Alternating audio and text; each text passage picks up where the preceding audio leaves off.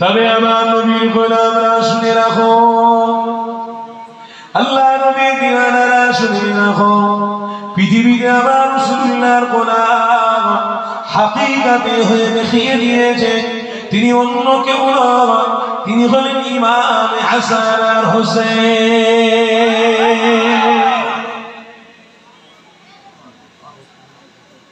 এই ইমাম হাসান হোসেনকে কোনদিন ভোলা যাবে না। এটাই তো আমাদের কাছে বিশাল বড় শিক্ষা হয়ে রয়ে গেছে।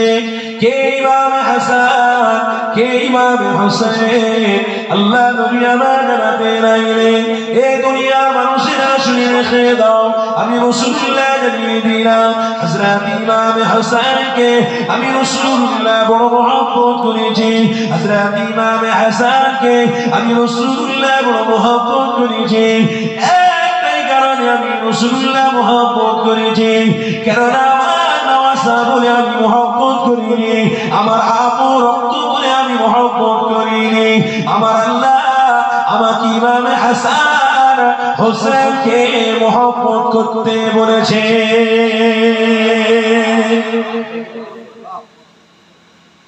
কে বলেছে মহব্বত করতে? আল্লাহ বলেছে। কে বলেছে মহব্বত করতে?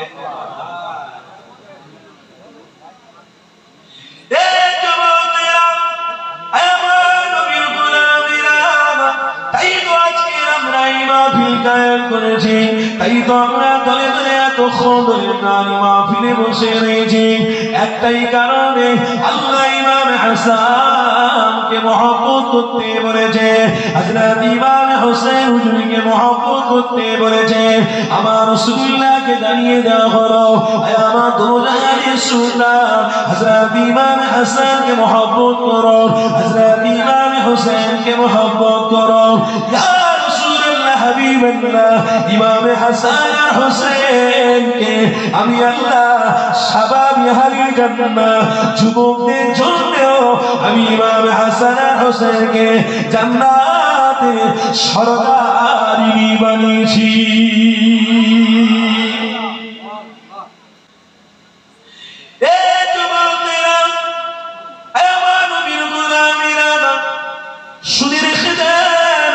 অবশ্যই আমাদেরকে চিন্তা ভাবনা করে পা ফেলে ফেলে এগিয়ে যেতে হবে, কেননা ইমাম হাসান ইমাম হোসেন হুজুরকে আমার আল্লাহ আগে থেকে প্ল্যান করে রেখেছে।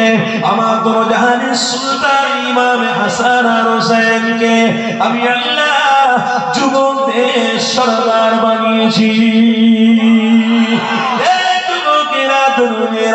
এখানে একটা কথা আপনাদেরকে ক্লিয়ার করে দিই, শুধু মনোযোগ আপনাদের দিয়ে অবশ্যই থাকবে, মনোযোগ দিলে আমার কথা বলাটা অবশ্যই ঠিক হবে।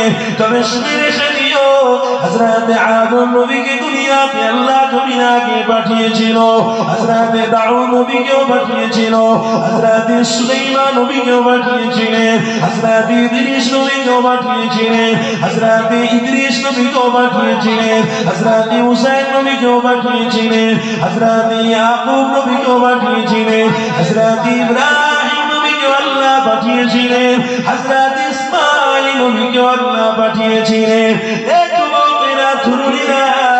এই পৃথিবীতে আমার নবী আলাইহিস সালামের পূর্বে অনেক নবী আলাইহিস সালামরা হকের কথা বলার জন্য এসেছিল, বাতিলের বিরুদ্ধে কথা বলার জন্য এসেছিল, হকের পথ দেখানোর জন্য সমস্ত নবী আলাইহিস সালাম এসেছিল।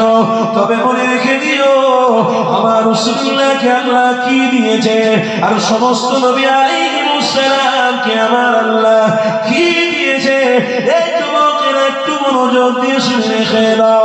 হযরত আদম নবীকে আল্লাহ কি দিয়েছে? तमाम পৃথিবী তৈরি করার পরে হযরত আদমকে দুনিয়ার জন্য পাঠানো হয়েছিল। এই মুহররম মাসের 10 তারিখে হযরত নূহ নবীকে আল্লাহ কি দিয়েছিল? দুশমন বেঈমানেরা হযরত নূহ নবীকে হত্যা করে দেবে, মারা করে দেবে, এই রকম প্ল্যান যখন করা হয়েছিল, হযরত নূহ নবী আবার আস্তে আস্তে করে 40 দিন বা 41 দিনে সমুদ্রের উপরে পানির উপরে নৌকা নিয়ে দিনের দলের লোকেদেরকে নিয়ে তিনি শহীদ এবং করে তিনি রাস্তা চলাচল শুরু করেছিল। তামাম মানুষদেরকে 40 দিন আল্লাহ ডুবিয়ে রেখেছিল। এই যুবকেরা নূহ নবীকে আল্লাহ 10 মুহররমে এমন করে যদি পাহাড়ে তেনার নৌকাটাকে আটকে দিয়েছিল, তাহলে হযরত আদমকে কি দিল, নূহ নবীকে কি দিল, হযরত ইব্রাহিম নবীকে আল্লাহ কি দিয়েছিল? বোঝার বিষয় রয়েছে।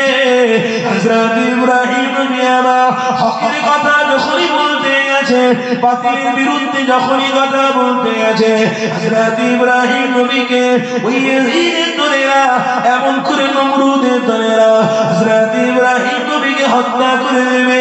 হযরত ইব্রাহিম নবীকে আগুনে ফেলে দিয়ে হযরত ইব্রাহিম নবীকে জীবনের মতো শেষ করে দেবে। কিন্তু আল্লাহ ইব্রাহিম নবীর বিষয়ে আগুনকে ইশারা করে জানিয়েছিল, কুনি বারদান ওয়া সালামুন আলা ইব্রাহিম। আমার মাখলুক আগুন, আমার নবী পয়গম্বর আগুনে যাচ্ছে, একটা পশু পর্যন্ত পুড়াবি না।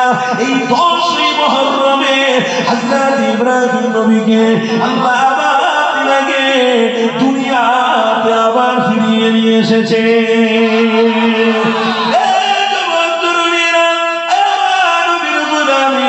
তাহলে হযরত নূহ নবীকে আল্লাহ কি দিল, হযরত ইব্রাহিম নবীকে আল্লাহ কি দিল, হযরত ইব্রাহিম নবীকে আল্লাহ কি দিল, হযরত ঈসা নবীকে আল্লাহ কি দিল? এই যুবকেরা এই 10 মুহররম মাসেতে এই 10 তারিখে হযরত ঈসা নবী আসমানে আল্লাহ তুলে